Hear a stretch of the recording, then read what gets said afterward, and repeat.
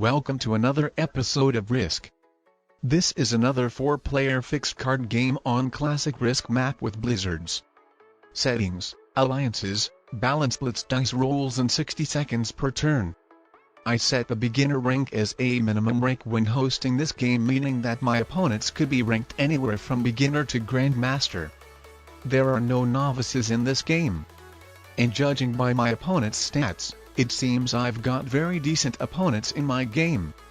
The white player wins every third or fourth game he plays, on average having a winning percentage of 28%, then the pink player wins every third game he plays having a winning percentage of 35%, and finally the most decent opponent out of all the three is blue. He wins every second or third game he plays having a winning percentage of 40%. So if we consider winning every fourth game in 4-player games as average, then all of my opponents are above average and should know more or less what they do for sure. And this time from the setup I've got, I didn't really have a specific continent which I could capture having a lot of troops in it. I had the most of troops in Asia, which obviously isn't the continent you should go for. Then I had some troops in North America, but there were so many other players' troops in it, so I wouldn't have gotten it anytime soon if at all. The blue player goes for 2 border Europe, and after capturing it he would probably put his army on Greenland, or even if he let me hold it, then it would still be more or less tension between us, and then if his troops got wiped out outside of Europe, then he would invade me. And then I had an army of troops in North Africa, but with the pink player going for Africa, obviously I wouldn't have contested for it with him, especially with him having a bigger army. But besides North Africa, I also had another army of 4 troops in Central America, so with these armies surrounding South America, I came up with a decision to go for it as my best continent choice. The white player had 5 troops in it, but he already had captured a continent for himself, which was Australia. So there was a good chance that if I bring my troops in South America, then he doesn't additionally go for it himself. And as you can see, my plan has worked out. And just to make sure that I hold it, I decided to send the alliance request to the pink player. He was going for Africa having a big army near, so I just had to make sure that he would be completely fine of me holding South America.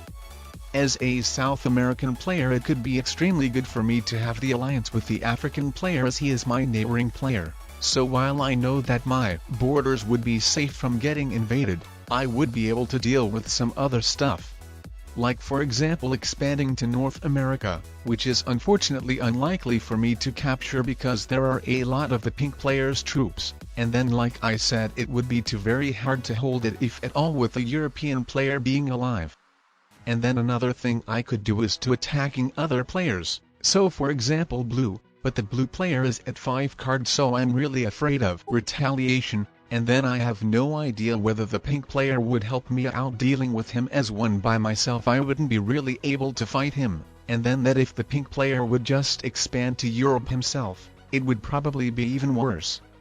And also meanwhile, let's not forget about the white player who would benefit with me and pink attacking blue. So all in all, I didn't really want to attack blue. Well, would have definitely wanted if he was quite weaker, but he wasn't, and then the pink player didn't send me any attack requests either, so it seems the blue player will hold Europe, which is probably fine. 2 border Europe is a supercontinent to have, but that doesn't make you have more troops than all of your opponents combined, so in terms of the blue player dominating the game, I do not worry at all. Though at the same time I understand that he will be the player who could influence the game the most. So since I do not want to attack him, I will try to appear friendly, well, not threatening, kinda neutral player who just builds an army in North America but doesn't really threaten to take his army down or anything. I've just already accepted the fact that I won't be able to capture North America, and that is fine with me.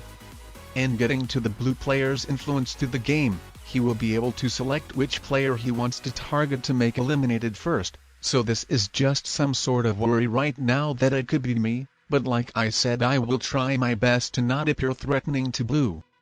I know for a fact that if I tried expanding to North America, then it would definitely annoy the blue player, bringing his attention towards me. So while the blue player holds Europe, I know that I won't be trying to expand to North America, And this is why I'm so chill and relaxed about the white player going for Asia. I even encouraged him of going for it more by saying to attack my territory if he needs to, indicating that it would be fine with me of him wiping out my territories from Asia with him going for it.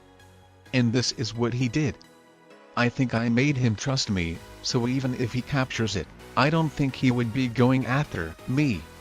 But the reason I wanted for the white player to go for Asia, because he would bring other players' attention towards himself, and then if he had captured it, then he would have probably gotten into a conflict with a blue player, with a blue player invading him into Asia, or if not, then with eventually white invading blue into Europe. And all in all, everything of that solving a problem of the blue player having the most of influence potentially deciding to go for me. And as you can see, it wasn't even needed for the white player to fully capture Asia to already get into a conflict with the blue player. And besides that, the pink player felt threatened by the white player also, so he started to put some more troops on his Middle East army next to white over his North African army. So by trying to expand to Asia, the blue player got two players who don't really like him. And I'm just a neutral player who is fine to live friendly with absolutely everyone. The only player I do not have alliance with is blue, but we are neutral towards each other anyway, so it's basically the same as if we had the alliance. The pink and white players are allied with me, but basically they're neutral towards me as the blue player, and we don't really do anything more together. As of now, our alliances just serve the purpose to just be neutral towards each other, and that's it, being fine with each other, holding continents and not threatening each other. All in all, I do not really care which player gets eliminated first at all. The most important thing is that player wouldn't be me. And I couldn't care less about anything else. Well, as long as the balance of the game is sustained, of course, until nobody gets a really advantageous position which could make that player win. But as of now, I'm just chill. I'm just waiting till one of the players gets eliminated from the game before doing something else other than turtling safely in my continent. As you can see, the blue player builds a big army in the top corner of Asia, and I think that's obvious that if he doesn't change his mind, then he will use it to make the white player eliminated. And oh boy, I think that's already happening. Though maybe he is just capturing white territories. But oh wow, that is awesome, that is really awesome for sure. It is really cool that the blue player, as the strongest player who has the best continent, doesn't prolong the game and crushes his army to the white player, so we would finally get to the 3-player situation. So I really respect the blue player for that.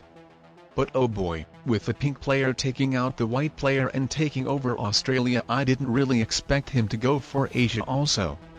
Though maybe it's for the better, because otherwise I wouldn't have really known what to do and the game might have stalemated. But now it's obvious that I have to attack the pink player. The blue player is way weaker than me, so he isn't going to do the dirty work for me, and to let the pink player get tons of additional troops before attacking him wouldn't be smart, so it's the best to attack him immediately. And that's a really good thing that the blue player sent me an alliance request and even suggested me to attack pink himself, meaning that he might be able to help me out also, as long as I do the biggest work, since I'm so much stronger than him. So that I knew if I break through the pink player's border successfully, then the pink player will get mad on me while still feel neutral about blue. So getting to the pink player's biggest army, I decided to use slider and only use 85% of my army troops, so I would very likely fail it with a small army of the pink player's troops left, so the blue player would be able to easily invade him. So then the pink player would get mad on the blue player also, but not only me. But oh boy, is the blue player for real? He didn't have to be so generous. That's for sure. As I think he has just broken the balance of the game to my favor. All I expected is for the blue player to finish crushing the pink player's 10 troops army in Asia, and that's more or less it. I didn't expect for the balance of the game to be immediately broken, so I even fortified my army back to a blocked place. So that's kinda unfortunate, but I think I still won the game, especially after the pink player just rage quit. Though he might suddenly come back, so I will better still invade him. And also maybe even give the second place to the blue player, since the pink player became a bot. But just to make sure that I have a full accessibility to take out blue, I fortified my army to the top left territory of North America. And with the pink bot trading an A set and with the blue player still trying to hold to border Europe, I think I will rather not risk and just take him out first. And then obviously it will be not a problem to finish dealing with the pink player as well. It's always easy to beat the bots after you deal with your real opponents. So unless you're basically dead. But I'm not. I'm totally dominating over the bot, having both of the Americas, Africa and Europe with only 2 borders to guard. So that's a GG. And now let's check out what were the ranks of my opponents. And alright, the white player was an intermediate, the pink player was an expert, and the blue player was a master.